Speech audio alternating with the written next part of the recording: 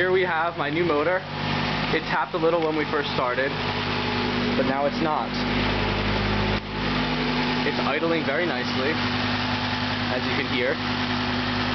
Kind of high right now, but whoa, scared me. We had one freak explosion where an oil cooler line popped off and spit oil everywhere. But other than that, this thing, I think, is ready to go. It's at 17? Yeah. My tracks and ABS lights are on though, unfortunately. Yeah, we'll get through that. So I'm assuming new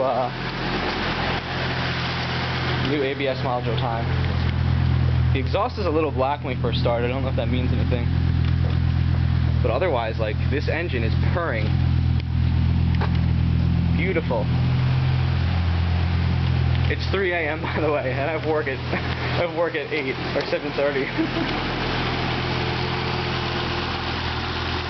Put the stock intercooler pipes back just to start it because didn't want to deal with the front mount. Anyways, thanks for looking.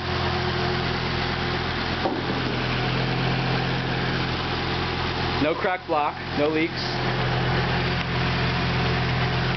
That's from the oil cooler line. But we are good.